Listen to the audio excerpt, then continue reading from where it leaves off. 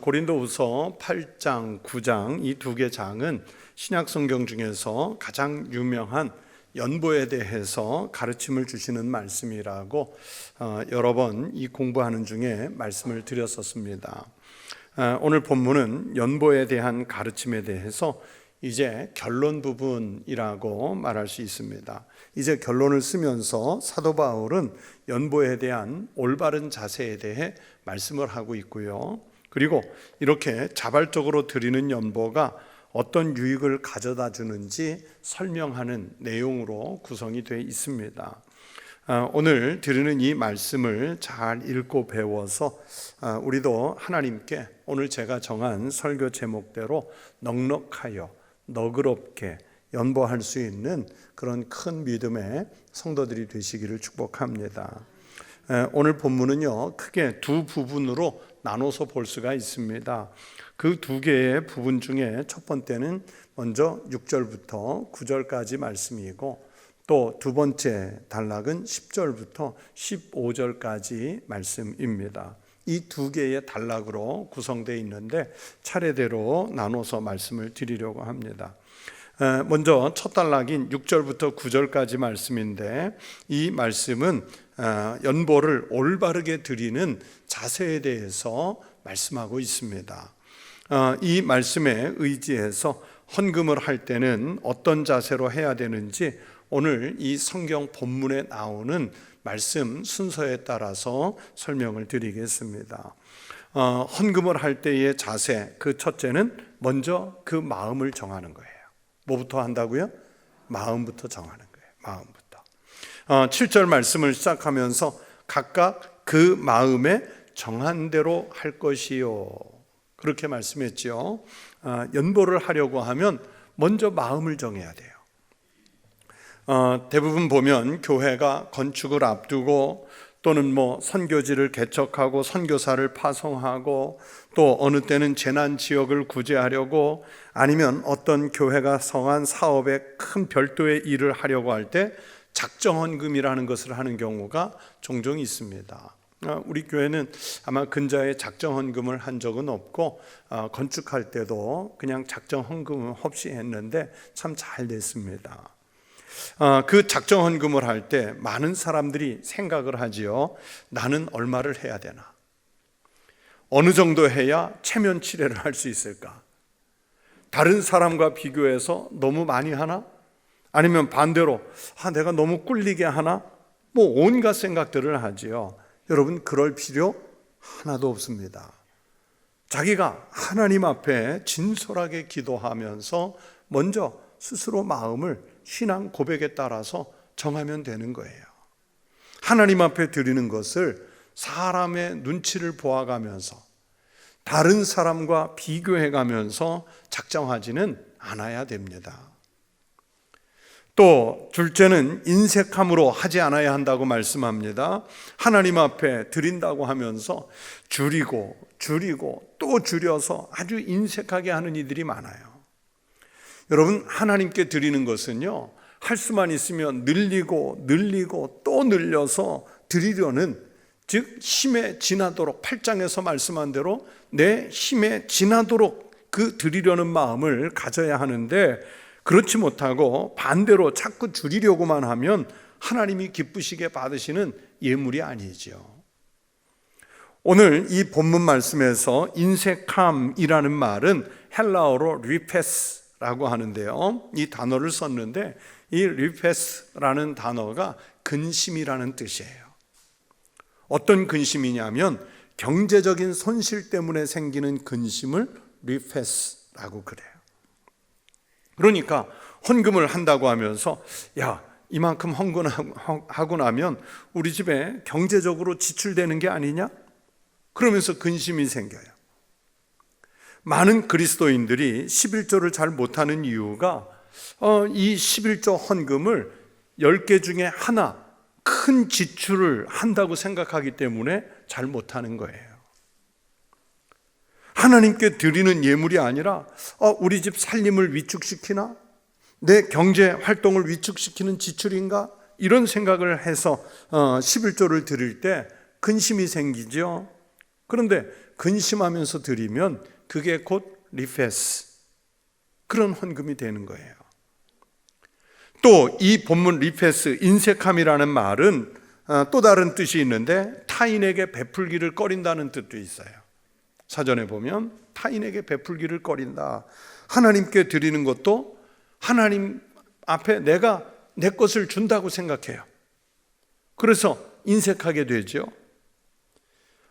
우리는 잠시 동안 하나님의 것을 맡은 청지기이기 때문에 하나님이 필요로 하시면 하나님의 것을 하나님께 돌려드리는 청지기의 마음으로 드려야 하는데, 내 소유, 내 것이라고 여겨서 생각해서 드리면, 베풀기를 꺼리는 마음으로 드리면 이것은 바로 리페스, 근심이 되고 경제적 손실이라고 보는 거예요. 누가복음 21장 1절부터 4절에 아주 유명한 헌금 이야기가 나옵니다. 바로 두 렙돈을 드리는 가난한 과부에 대한 말씀입니다. 한 번은 예수님이 성전에 가셔서 헌금함을 지켜보고 계셨습니다. 그 장면을 성경이 이렇게 말씀합니다. 예수께서 눈을 들어 부자들이 헌금함에 헌금 넣는 것을 보시고 또 어떤 가난한 과부가 두 렙돈 넣는 것을 보시고, 이 장면을 눈으로 마치 무슨 영상처럼, 화면처럼 상상을 해보면 예수님이 그 앞에 가서 어떤 장부, 사람들이 가지고 있는 재산 정도를 다 파악한 장부를 가지고, 야 임마 너는 좀 더해, 너는 좀 덜 해도 되겠다, 뭐 그렇게 장부의 체크, 옛날 말로 하면 치부책에 체크해 가면서 이 헌금을 보신 것은 아니었을 거예요.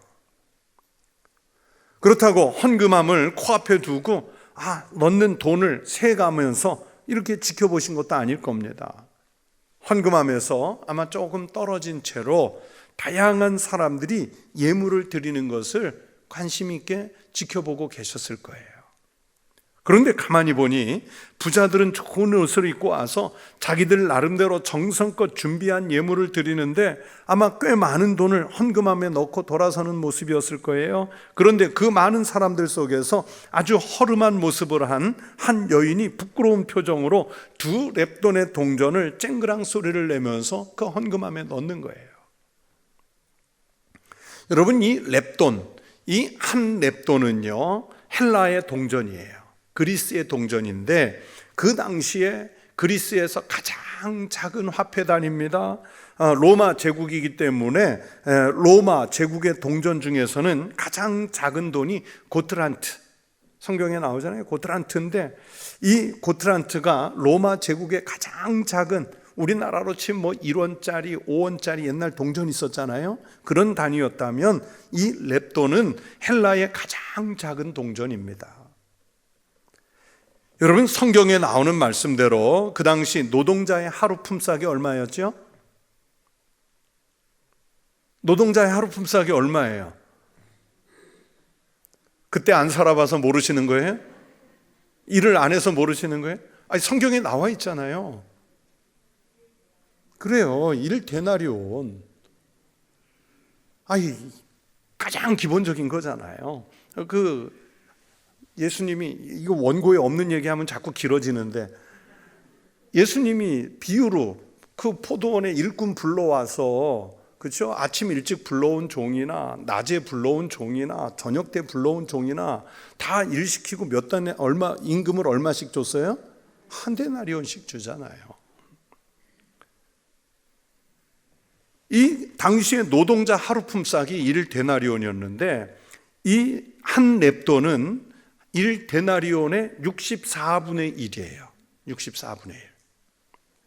그러니까 이해하기 쉽도록, 자, 요즘 한 데나리온, 요즘으로 쳐서 뭐 예를 들어서 하루 품삯이 10만 원이다.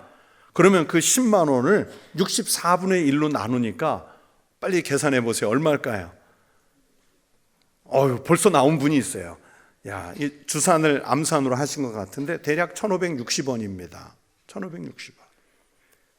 그런데 요즘 계산이 아니라 그 당시의 세계로 돌아가서 계산하면 약 300원, 뭐 한 500원 그쯤 되는 가치였지 않을까 생각이 돼요. 그러니까 여인은 그 작은 동전 2개를 넣는 거예요.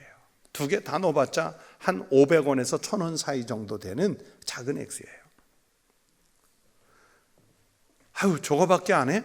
아니에요. 이 장면에 대해서 예수님은 우리들의 상식과는 아주 다른 평가를 하십니다. 그 평가가 누가복음 21장 3절 4절 말씀입니다. 이르시되 내가 참으로 너희에게 말하노니 이 가난한 과부가 다른 모든 사람보다 많이 넣었도다. 저들은 그 풍족한 중에서 헌금을 넣었거니와 이 과부는 그 가난한 중에서 자기가 가지고 있는 뭐를 넣은 거예요? 생활비 전부를 넣었느니라 하시니라. 부자들은요, 많이 넣었어도 전부를 넣은 것은 아니지만 이 가난한 과부는 앞뒤 재지 않고 저녁 끼니 재지 않고 자기가 가진 생활비 전부를 넣었던 거예요. 조금 넣었지만 전혀 인색하지 않았고 전부를 드리는 마음으로 넣었어요.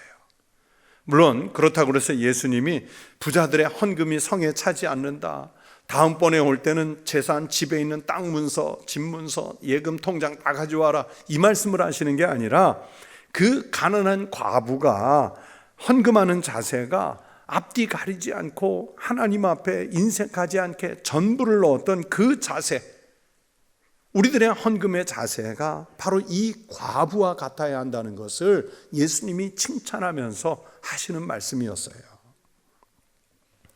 여러분, 우리는 어떤 마음으로 드립니까? 정말 조금이라도 더 드리기 위해서 힘을 내십니까? 아니면 인색하게 계산하면서 줄여서 드리십니까?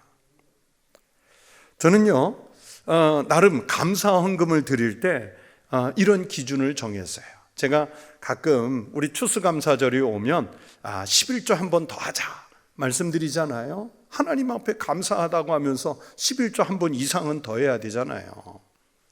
그래서 우리 성도들에게 그렇게 가르친 것이고, 또 감사헌금 할 때 어떤 기준이 있냐면, 내가 정말 최고급 식당에 가서 귀한 손님을 대접할 때 그 최상의 것으로 대접하는 마음으로 드리자. 사람한테도 어려운 선생님이나 귀한 손님이 오면 그렇게 하는데 주님 앞에 감사하다고 하면서 그 정도는 해야 되지 않을까? 그건 제 기준이에요. 제 기준.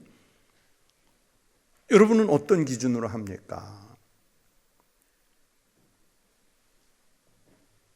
최상의 것을 좀 하나님 앞에 드리는 마음으로 드리자, 이런 마음인데, 오늘 내 형편에서 제일 좋은 것을 대접하는 마음으로 드리려고 합니다. 그러다 보니까 감사헌금을 드릴 때 약하게 드릴 수가 없어요.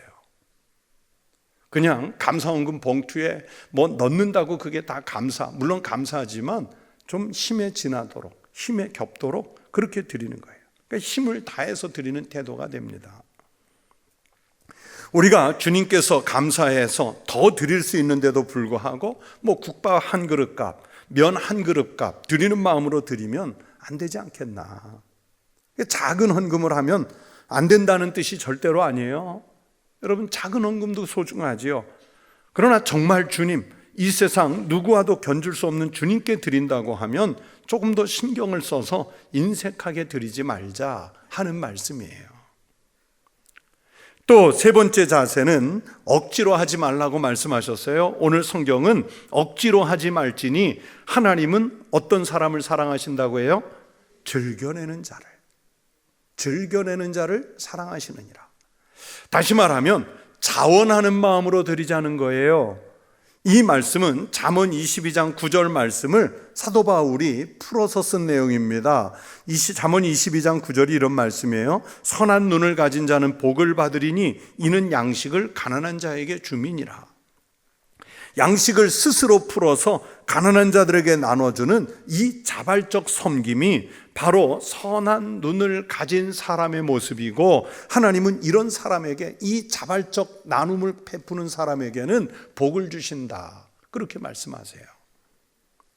사실 유대교 전통에는 헌금의 액수, 제물로 바칠 짐승의 수, 성전을 위해서 내는 세금 액수, 이런 것들이 의무적으로 제정이 되어 있었습니다. 그래서 헌금에 강제성이 있고요, 그러면서 법적인 구속력이 있었기 때문에 즐겨서 내는 것보다는 의무를 시행하는 차원에서 내는 경우가 다반사였어요. 여러분, 세금 내는데 이제 세금 내는 달이 돌아왔습니다, 행복합니다, 여러분 그러면서 내세요? 또 세금은 왜 이렇게 많이 나왔대? 어떻게 좀 절세할 수 있는 방법 없나? 그런 마음이잖아요. 이 구약적 사고는 즐겨서 내는 것보다는 의무를 시행하는 차원에서 내는 경우예요. 그래서 바울은 이런 구약적 사고방식으로 헌금하는 것은 하나님이 즐거워하시지 않고요, 자발적으로 즐겁게 내는 사람을 하나님이 사랑하신다. 오늘 본문이 그렇게 말씀하는 거예요. 사도 바울은 이렇게 마음에 정한 대로 인색하지 않게 억지로가 아니라 즐거운 마음으로 내는 태도에 대해서 6절에서 먼저 말씀하셨습니다. 이것 곧 적게 심는 자는 적게 거두고 많이 심는 자는 많이 거둔다 하는 말이로다. 여러분, 콩 심은 데 뭐랍니까? 팥 심은 데는, 그렇죠? 이 무엇을 심느냐에 따라서 수확을 할 작물이 결정되는 이것을 파종의 법칙이라고 그래요. 그런 것처럼 오늘 본문 6절은 또 다른 파종의 법칙을 말씀하는데, 적게 심는 자는 적게 거두고 많이 심는 자는 많이 거둔다는 법칙입니다. 그렇잖아요. 밭이 아무리 넓어도요, 그 넓은 밭에 파종을 조금 하면 조금 거두는 거예요. 그러나 밭이 작아도요, 힘을 다해서 많이 파종하면 내가 좀 관리가 좀 가능한 모든 땅을 놀리지 않고 조금이라도 땅을 놀려 많이 파종하면 그 파종한 만큼 거두는 것이지요. 이 일종의 파종의 법칙입니다. 사도 바울은 바로 연보, 즉 헌금을 파종에 비유한 것이에요. 그렇다면 하나님 앞에 연보를 드리는 사람이 바로 농부인 것이죠. 농사를 짓는 심정으로 하나님께 많이 드리라는 말씀이에요. 그래야 많이 거둘 수 있습니다. 하나님께 드리는 것은 인색하게 억지로 근심하면서 드리면서, 하나님으로부터는 최대한 많이 받아내려고 하면, 여러분, 그게 참 어리석은 농부 아니겠어요? 조금 심어놓고 많이 거두려고 해요? 많이 심어놓고 많이 거두려고 해야 되지 않겠습니까? 많이 파종해서 많이 거두어야 윤택한 삶을 살 수 있습니다. 그런 것처럼 여러분, 하나님께도 많이 드려보십시오. 정말 많이 드려보세요. 아까워하면서 근심으로 드리지 않도록 하십시오. 그러면 하나님은 많이 드린, 그러면서도 즐겁게 드린 이들을 반드시 축복하실 줄로 믿습니다. 누가복음 6장 38절에 예수님께서 자발적으로 드린 많은 이들에게, 드린 사람들에게 어떻게 갚으실지 주시는 말씀이 있지요. 주라, 그리하면 너희에게 주실 것이니 곧 후이되어 누르고 흔들어 넘치도록 하여 너희에게 안겨주리라. 너희가 헤아리는 그 헤아림으로 너희도 헤아림을 도로 받을 것이니라. 주님이 우리를 헤아리신대요. 사도 바울의 표현대로라면 조금 심어놓고 많이 거두는 건 있을 수가 없어요. 많이 파종하고 많이 거두는, 이게 하나님의 법칙이에요. 그래야 후이되어 누르고 흔들어서도 차고 넘치는 그 충만한 축복을 그런 사람이 누리는 거예요.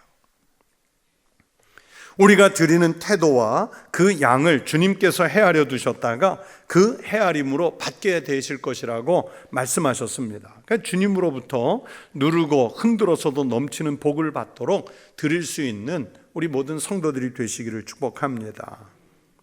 그리고 오늘 본문의 또 두 번째 단락은 10절부터 15절까지 말씀이에요. 여러분, 이 말씀 두 번째 단락에서는 자발적인 이 구제 헌금이 어떤 유익을 가져다 주는지를 말씀합니다. 이 말씀에서도요, 앞에 세 가지를 말씀한 것처럼 이 두 번째 단락에서도 도대체 무엇이 유익한지 세 가지를 말씀하고 있어요. 그래서 첫 번째, 자발적으로 드리는 연보는 하나님의 축복을 가져오게 한대요. 그래서 그 축복 때문에 더 큰 봉사 환경도 만드시고 그에 합당한 보상도 받을 것이라고 말씀하십니다. 10절 말씀을 보십시오. 심는 자에게 씨와 먹을 양식을 주시는 이가, 하나님을 말씀하는 거죠. 너희 심을 것을 주사 풍성하게 하시고 너희 의의 열매를 더하게 하시리니. 하나님은 많이 심으려는 사람에게 더 많이 심을 수 있도록 더 많이 주시는 하나님이시라는 거예요. 자, 성경에 어떤 이것을 설명할 수 있는 적절한 말씀이 있을까 생각하다가 달란트의 비유를 떠올렸어요. 자, 여러분, 달란트의 비유를 생각해 보세요. 먼 타국에 가는 큰 재산가가 이제 자기 청지기 3사람을 불러가지고 한 종에게는 5달란트를, 또 한 종에게는 2달란트를, 또 한 종에게는 몇 달란트? 1달란트를 맡기고 먼 타국으로 갑니다. 그리고 수년이 지나서 돌아와 이제 결산을 하지요. 그 결과 5달란트 받은 사람은 몇 달란트를 남깁니까? 5달란트. 2달란트 받은 사람은 2달란트. 1달란트 받은 사람은 원래대로 원금 1달란트. 자, 주인이 이 3사람에 대해서 어떻게 처분합니까?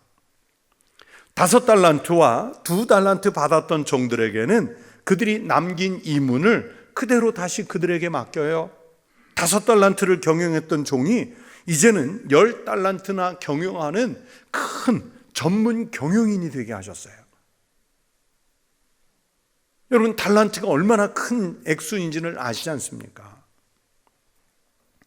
2달란트 맡았던 종도요, 남긴 이문 2달란트까지 합해서 이제는 4달란트를 경영하는 큰 전문 경영인이 되게 하셨어요. 그러나 원금만 그대로 상환한 1달란트 맡았던 종은 그 있던 것조차도 빼앗겨서 10달란트 맡은 종에게 넘겨주고 위탁하게 됩니다. 그러면서 자기는 밖으로 쫓겨나가서 어두운 곳에서 슬피 울며 일을 가는 불쌍한 종이 되잖아요. 그 달란트에 비유해서 그렇게 주인은 잘 경영하는 이에게는 더 큰 보상을 주시고 더 큰 관리 업무를 맡겨주시는 거예요. 즉, 더 크게 봉사할 수 있는 기회가 그들에게 주어졌다는 말씀입니다. 그래서 바울의 오늘 말씀대로라면 하나님은 우리가 많이 드리면 그것을 그냥 가져가시는 것이 아니라 더 크게 봉사할 수 있도록, 더 큰 사명을 감당할 수 있도록 더 큰 일을 맡겨주시는 하나님이시라는 거예요. 여러분, 나에게 큰 일을 할 기회가 주어지지 않거나 내가 여전히 재산을 관리하는 부분이 여전히 적다면 하나님 앞에 내가 드리는 분량을 먼저 생각해 보십시오. 많은 것을 드렸을 때 더욱 풍성하게 하시는 하나님의 은혜를 경험할 수 있는 우리 믿음의 성도들이 되시기를 축원합니다. 또 자발적인 연보가 가져다주는 유익함, 2번째는 형제의 부족한 것을 보충한 것 때문에 그렇게 한 성도에게 하나님은 도움을 받은 이들이 넘치는 감사를 할 수 있도록 하실 것이라고 말씀합니다. 여러분, 11절 말씀을 함께 읽겠습니다. 너희가 모든 일에 넉넉하여 너그럽게 연보함은 그들이 우리로 말미암아 하나님께 감사하게 하는 것이라. 자, 이 말씀 11절에서 너희가 그랬는데 너희는 고린도 교회 교인들을 말하고요, 그들이 그랬는데 이 그들이라는 말은 예루살렘 교회 성도들을 말씀하고요, 그리고 우리 그랬죠, 우리 그랬는데 이 우리는 사도 바울과 디도와 다른 헌금 위원들을 말하는 거예요. 8장에서 보셨던 그 헌금 위원들, 고린도 교회가 열심히 헌금을 해서 바울이 파송한 헌금 위원들을 통해서 예루살렘 교회에 잘 전달이 되면 그 결과는 하나님께 먼저 감사하겠죠. 하나님께 먼저 감사하고 또 연보를 해준 고린도 교회에도 감사하게 될 것이라는 거예요. 그래서 이 말씀은 공동번역 성경으로 보면 지금 읽은 11절 말씀을 공동번역은 이렇게 번역을 했어요. 우리를 통해서 그 선물이 전달될 때 많은 사람이 하나님께 감사를 드리게 될 것입니다. 그렇게 했어요. 즉 고린도 교회에 이 풍성한 연보가 하나님께는 영광이 되고 전달하는 사람들에겐 기쁨이 되고 도움을 받은 사람들을 통해서는 고린도 교회에 감사하는 것이라고 설명을 합니다. 그러니까 결국 하나님께 영광, 지켜보는 모든 이들에게는 은혜와 감사 그리고 축복이 되는 거예요.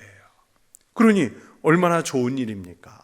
사도 바울은 지금 이 아름다운 장면을 상상하면서 그렇게 고린도 교회가 될 수 있기를 바라면서 오늘 이 편지를 쓰고 있는 거예요. 자발적 연보가 가져다주는 유익함 마지막 세 번째는 이런 연보로 인해서 유대인 성도들과 이방인 성도들 사이에 알게 모르게 있었던 반목, 반감 이것을 깨트리는 계기가 될 것이라고 말씀해요. 그러면서 참된 화해가 이루어지고 형제애가 돈독한 교회 공동체를 이룰 것이라고 말씀합니다. 그 내용이 12절 이하에서 여러 가지 형태로 나타납니다. 12절에서는 이 봉사의 직무가 성도들의 부족한 것을 보충한다 했고요. 13절에서는 이 직무로 증거를 삼아 너희가 그리스도의 복음을 진실히 믿고 복종하는 것과 그들과 모든 사람을 섬기는 너희의 후한 연보로 말미암아 하나님께 영광을 돌리고 라고 말씀해요. 그리고 그런 사랑의 교제 때문에 14절을 보면 도움을 받은 이들이 즉 예루살렘 교회 성도들이 너희를 위하여 간구하며 즉 중보기도를 하게 되고 베풀어준 교회를 생각하면서 너희를 사모하느니라. 여러분 유대 교회인 예루살렘 교회 성도들이요 이방인인 고린도 교회 성도들을 사모하게 될 것이래요. 사모하게 될 것이래요. 다시 말하면 예루살렘 유대인들의 교회와 이방 땅에 있는 고린도 교회 성도들 사이에 있는 이방인과 유대인 사이에 장벽이 무너지는 거예요. 그러면서 사모하게 되고 감사하는 마음이 서로 교통이 되는 거예요. 여러분 곳간에서 인심 난다는 말이 있죠. 이렇게 자발적으로 하는 연보 때문에 성도들의 삶이 서로 부족한 것을 보충해 주면서 윤택해집니다. 서로 중보기도를 하는 연결고리가 돼요. 베풀어준 은인을 만나고 싶어하는 마음이 생깁니다. 그래서 멀리 떨어진 교회들과 교인들이지만 그러나 한 주님을 섬기는 공동체 의식이 생기고요. 마침내는 함께 하나님께 영광을 돌리는 은혜가 나타나게 되는 것입니다. 성도 여러분, 여러분은 어떤 마음과 어떤 태도로 하나님께 연보를 드리시는지요? 헌금을 드리시는지요? 정말 주님의 은혜에 감사하고 감격하여 잘 준비된 예물을 드리는지요? 아니면 빈손으로 올 수 없기 때문에 그냥 형식적으로 간단하게 준비해서 드리는지요? 저는 이제 60대에 들어선 목회자로서 한국교회 미래를 걱정하는 기성세대 일원이 아닙니까? 기성세대가 됐어요. 그런데 정말 걱정은 앞으로 저희 세대가 은퇴한 이후 10년 후, 20년 후에 우리 한국교회 헌신은 어떻게 될까? 그런 걱정이 앞서요. 정말 제가 기도하는 시간에 그런 걱정 기도를 하나님 앞에 해요. 그러면서 다양한 부분에 그 헌신의 그 문제가 있는데 특별히 이제 고린도 후서를 공부하면서 생각한 것은 그 헌신의 한 예가 하나님 앞에 드리는 연보 문제입니다. 그런데 젊은 세대, 어린 세대로 갈수록 그 헌신이 줄어들고 있다는 것을 우리가 잘 알잖아요. 여러분, 우리 청북교회는요, 한국교회의 가장 표준이라고 말할 수 있어요. 뭐 교인 숫자는 표준이 아니고 큰 교회지만은 우리 성도들의 신앙 양태는 아주 표준이에요. 제가 부임해서 지난 12, 13년 동안 여러 차례 우리 교인의 세대별 통계들을 내보는 적이 있는데 정확하게 우리 한국교회 평균치가 우리 교회예요. 예를 들면 전체 그 교인 대비 노년 세대의 비율하고 젊은 세대 비율이요, 딱 한국교회 평균이에요. 코로나를 겪은 후에 코로나 이전에 출석하던 교인들이 다시 교회에 출석하는 숫자가요, 짜맞춘 것도 아닌데 정확하게 평균치예요. 또 출석 교인 대비 예산안을 맞추는 헌금 액수가요, 이게 보통은 그 세례교인으로 평균을 내기도 하고 보통은 출석교인으로 내거든요. 출석교인 수 대비 1인당 1년 헌금 액수가 기가 막히게 평균이에요. 아마 그렇게 하자고 약속해도 못할 정도예요. 그래서 아마 우리 교회 통계들을 보면 한국교회를 가늠할 수 있을 정도입니다. 자, 그런 측면에서 평균이라고 그랬죠. 세대별로 드리는 헌금 액수를 좀 관심 있게 봐야 합니다. 우리 교회는요, 정말 감사하게도 제가 정말 하나님께 감사하면서 결제하는 게 뭐냐면 코로나 기간 동안에 헌금 액수가 전혀 줄지를 않았어요. 아니, 오히려 우리 교회가 정한 예산보다 2% 또는 2.5% 정도 성도들이 더 열심히 해줘가지고 100%를 채운 정도를 넘어서 꼭 102%, 102.5% 이래요. 얼마나 감사한지요. 그런데 한국교회가 코로나 기간 동안 평균 10% 정도 헌금이 줄었어요. 교회들마다 10 내지 15%. 그런데 이것만큼은 우리 교회가 평균을 안 따라갔어요. 그리고 얼마나 감사해요. 한편으로는 기적이에요. 기적. 이건 기적적인 은혜예요. 성도들이 얼마나 열심히 동참해 주셨기 때문에 이 기적이 일어난 거예요. 하지만 그래도 조사가 필요해서 지난 연말, 작년 연말에 제가 재정위원회 협조를 받아서 우리 교회 예산에 반영되는 헌금액을 세대별로 몇 %씩 분담하는지 조사를 해봤어요. 참고로 우리 교회에 헌금하는 인원은요, 주일날 지금 출석하는 인원은 대략 1200에서 1300명 나오고 아마 온라인으로 예배드리면서 헌금하는 인원이 한 500명 되는 것 같아요. 그러니까 우리가 이 통계를 낼 당시에 1년치 통계를 낼 때 당시에 정확한 헌금을 하는 인원은 1807명이에요.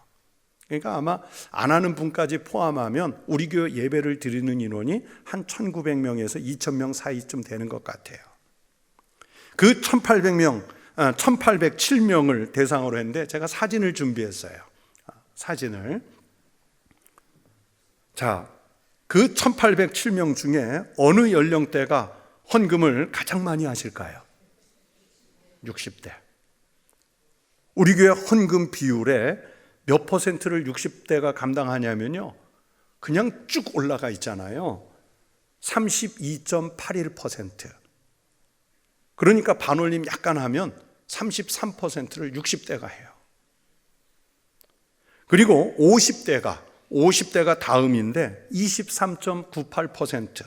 그러니까 약 24%를 50대가 하시는 거예요. 그러니까 50대, 60대가 우리 교회 헌금의 57%를 감당하는 거예요. 다음으로 은퇴한 세대인 70대가 12.47%. 저는 이 70대가 왜 12.47%밖에 안 되냐면 이분들은 퇴직을 했기 때문에 수입이 없잖아. 아마 더 하시고 싶은데 못 하시는 세대가 아마 70대일 거라 믿어요. 그리고 40대가 9.53%, 30대가 6.24%, 80대가 4.63%, 20대가 2.22%, 나머지 10대와 90대는 합해서 0.6%. 교회 학교는 여기에 잡히지를 않으니까. 우리 교회가 한국교회 평균치라고 말씀드렸죠. 아마 다른 교회에 이 비율을 그대로 적용해도 맞을 거예요. 제가 이 조사 통계를 보면서 심각하게 여긴 것은, 자, 지금 열심을 내는 저렇게 삐쭉 올라온 50대, 60대가 이제 교회를 떠나면 교회는 교인 수가 감소하는 것은 물론이고요, 우리 교회 규모의 이 교회를 지탱하는 예산도 큰 어려움을 겪게 될 것이라는 예측입니다. 앞으로 10년 후, 15년 후에. 이 와중에 건축을 은혜로이 잘 맞춰서 얼마나 감사한지요. 그런데 건축 헌금은 저렇게 세대별로 제가 통계를 내지는 않았는데 늘 매주 통계를 보면서 피부로 느꼈던 건 뭐냐면 이 지금 보여드린 일반 헌금의 세대별 편중이 훨씬 더 심화되어 있다는 사실이에요. 50대, 60대, 70대가 우리 건축하는 이 비용의 80% 이상을 담당했어요. 그래서 교회가 세워졌어요. 이게 정말 헌신적인 섬김이죠. 여러분, 우리가 다음 세대 이 말을 엄청 많이 하고 투자를 하는데, 그래서 이런 통계를 내보면 어느 때는 과연 그게 옳은가, 그런 생각을 하게 만들어요. 30대, 40대 그리고 그 이하 세대도요, 자기네들 경제활동 다 하잖아요. 그러면 스스로를 위해서 더 많이 헌금해야 되고 또 그렇게 하도록 우리가 가르쳐야 돼요. 우리가 다음 세대를 위해서 기도할 뿐만이 아니라 가정과 교회에서 이 젊은 세대들이 자기네들 세대뿐만 아니라 자녀들 세대를 위해서 더 헌신할 수 있도록 우리가 신앙을 지도해 줘야 돼요. 그 젊은이 자신들이 자기들 이후의 다음 세대, 자녀들 세대를 위해서 힘을 내야 하지 않습니까? 언제 60대, 70대가 그들을 끝까지 보충해 주겠어요? 그래서 이런 통계를 내보고 접하면 우리가 힘을 다해서 젊은 세대와 다음 세대를 위해서 투자해야 되는 것은 맞지만 자녀 세대니까 해줘야죠. 그런데 한편으로는 이렇게 헌신한 노년 세대들을 교회가 좀 더 정성껏 섬겨드리고 더 잘 돌봐드려야 되지 않나, 그런 생각을 해요. 여러분 동의하세요? 제가 지금 어른 세대를 공경하는 마음으로 이 말씀 드리는 거예요.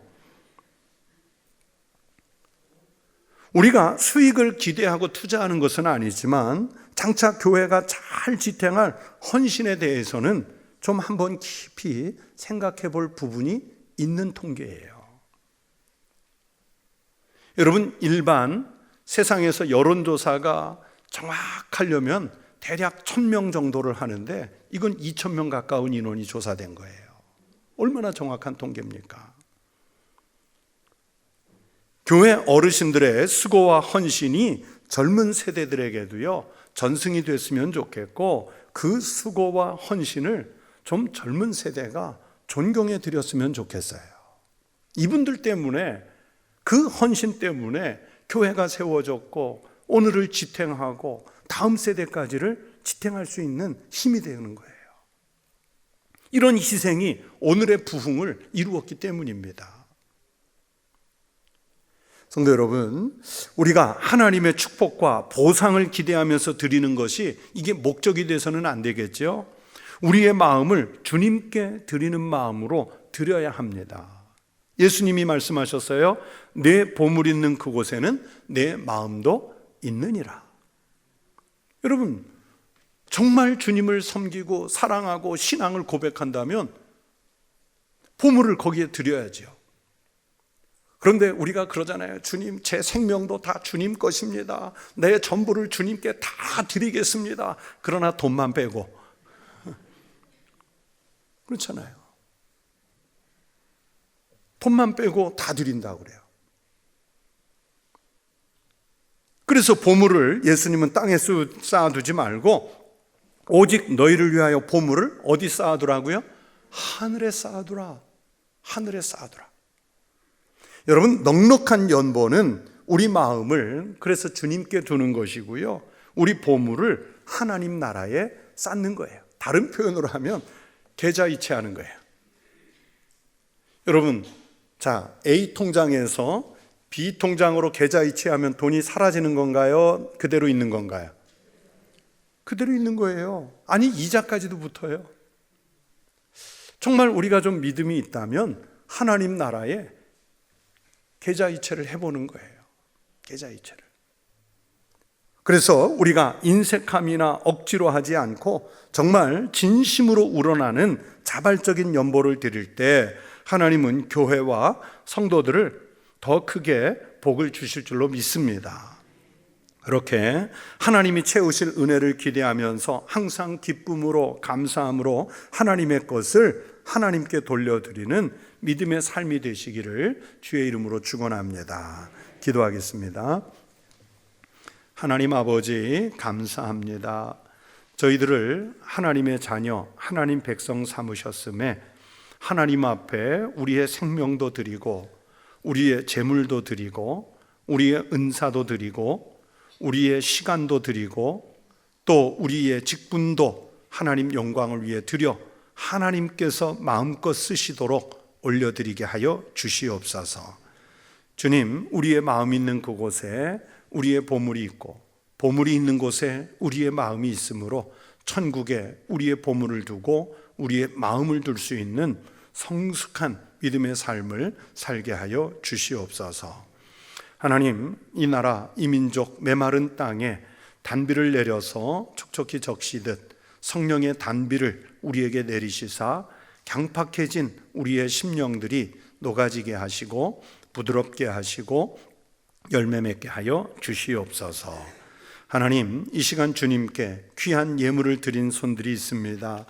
아버지 하나님, 11조의 예물을, 감사의 예물을, 또 구역 예물, 부활주일의 예물을 각각 주님께 드리오니 받아주시고 이 거룩한 예물이 후이되어 누르고 흔들어서도 차고 넘치는 축복의 예물이 되게 하여 주시옵소서.